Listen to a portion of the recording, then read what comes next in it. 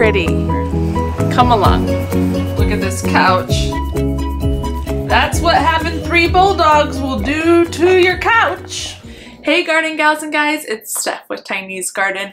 Welcome back. Today I am talking about 5, not 10, but 5 things that I am not doing again this gardening season. For those of you who are new here, I am Steph, gardening in Zone 5B in the Chicago suburbs, and I'm a huge hobby cut flower grower, as well as maintaining our woodland property. The first thing I am not doing is winter sowing. Friends, I have tried and I have tried, and then I tried some more winter sowing, and it just does not work for me. I think it's more me than it, because a lot of people have wonderful results. Winter sowing is essentially taking recyclable containers like a milk jug or an orange juice jug, cutting around it, making it like a lid on top, and then putting soil in the bottom and seeds in, then taping it back up, making sure there's a drainage hole on top for rain to get in, and setting it outside. I've done this the past 2 years, and I have successfully transplanted 0, again that's 0, plants into the ground from that method. Now again, I think it's me. I really just throw the seeds in there with the dirt, make sure that there was a little drainage hole, and set it outside, and I don't touch them, like ever, and I probably should have checked on them more. So I am the bad guy in that situation, not the method, but also maybe it just doesn't work as well for me here. I don't really know. For those of you in my zone, I think you've probably had success if you have tried this, so it's probably just me. Anyways, the point being, I'm not gonna do that because I don't want to waste time. I don't want to waste resources. I don't want to waste more soil, more seeds. My time spent doing that has just not been worth it for me. So for this year, I am not winter sowing. If you've winter sown before and had great success with it, I am very happy for you, because I can see how it is convenient, no hassle, no fuss, and can be a really easy way to grow things. But it just doesn't work for me, and I'm not going to do things that don't work well for me this year. I think someone might be up from his nap. Can you say hi, Briggs? Hi.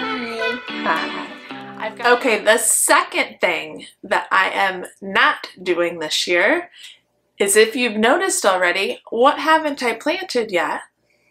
Stock! I'm not planting stock this year.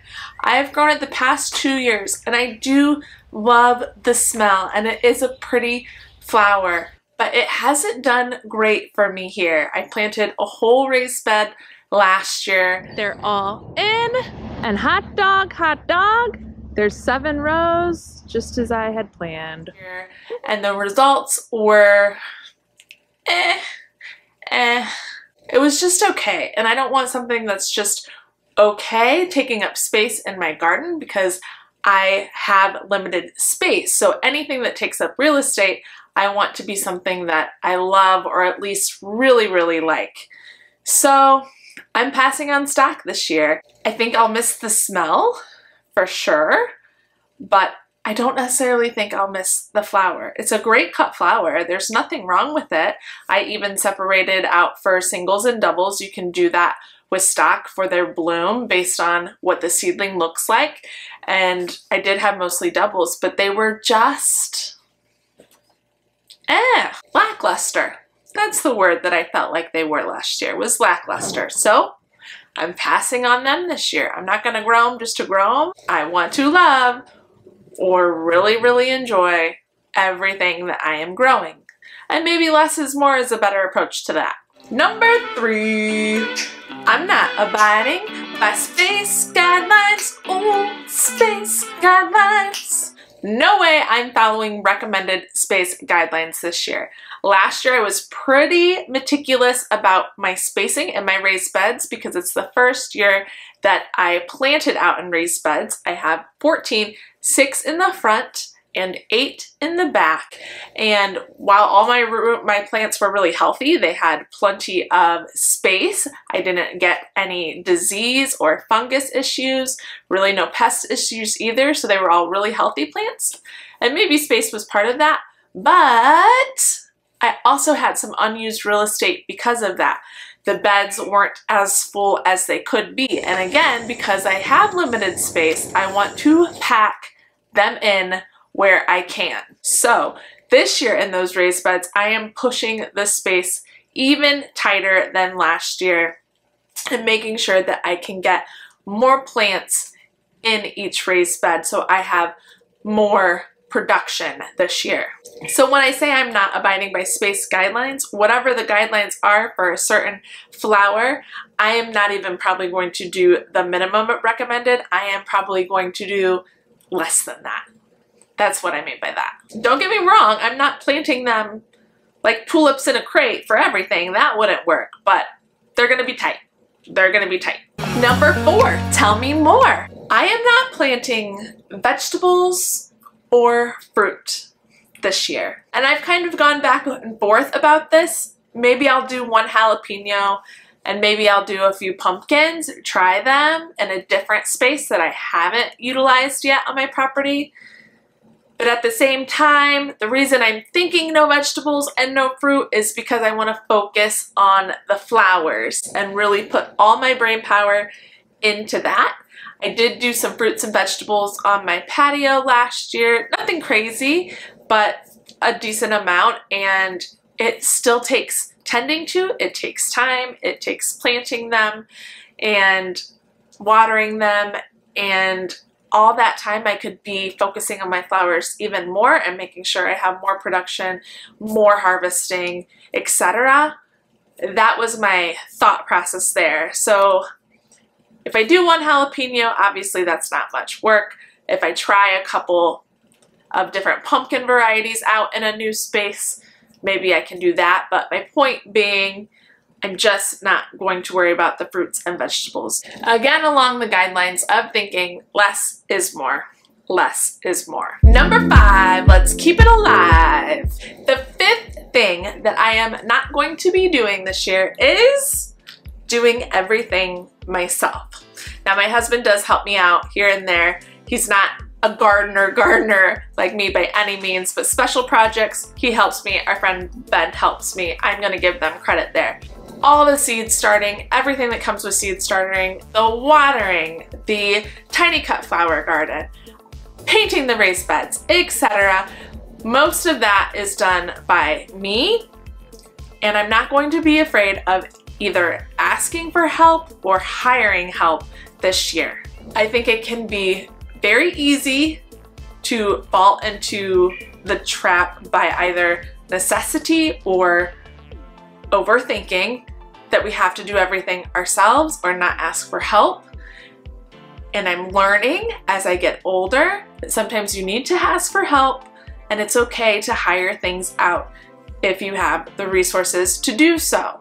If you're saving time and energy and wear and tear on your body, it is okay.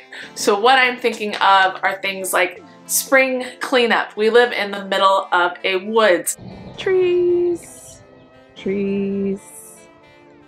and some more trees. And we have leaves up on leaves. If I were to, even if my husband and I did it together, were to rake all of the leaves on our property, it would take all week. It would just take all week. So it is okay for me to hire a crew to come out and do a big leaf cleanup, maybe edge the perennial beds, just get some things set for spring, potentially help me put a bulk order of soil and compost into 14 raised beds. Whatever I feel like I need, if it's feasible for me to do, it is okay to do that. I can prioritize things that I need to have done that is either easier for me and my husband to do, or we know more about it, and have us do those things and hire people to help us if we need help with other things.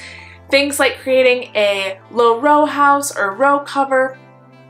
all of that we can do. We can go to Home Depot and get stuff for that, create that, put that on the raised beds.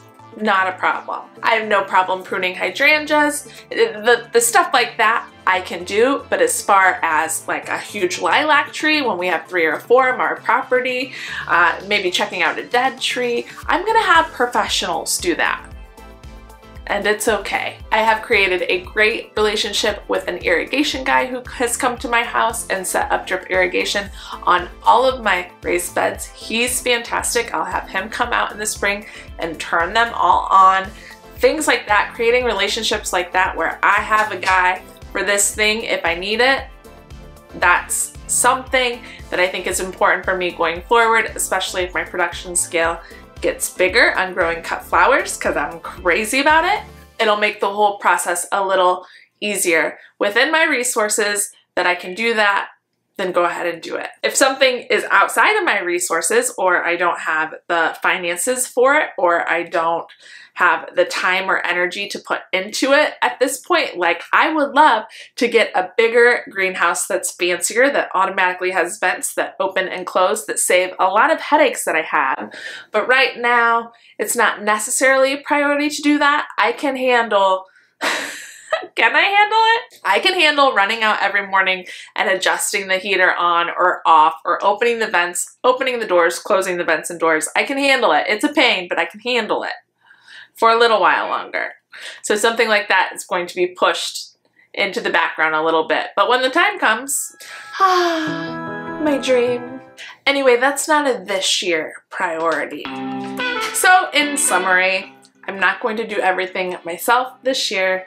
If I feel like I can hire it out, I will hire some things out. If I need to ask my husband for a little extra help, I will ask for a little extra help.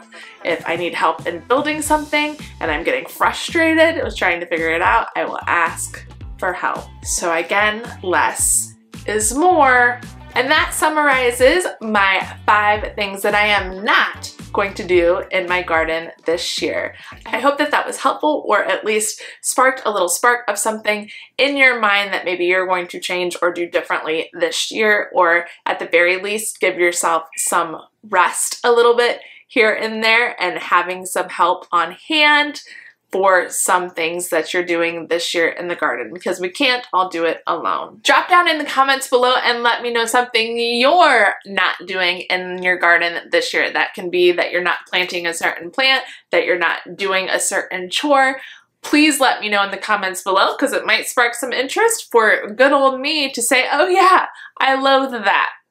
Let's prioritize around that and do things a little differently. And if you've been following my content for a while now but haven't subscribed yet, please subscribe to follow along on my channel. It really helps me out, and thank you for all of you who are new here and joining the journey. We'll see you in the next one, everybody. A very happy planting to you. Bye. I started editing this video and all I can see is this cut on my lip, which is from wrestling with Axel, my dog, and my son. So, if you're wondering, I got a war wound from wrestling with my kid and my dog. But I'm good. I'm good.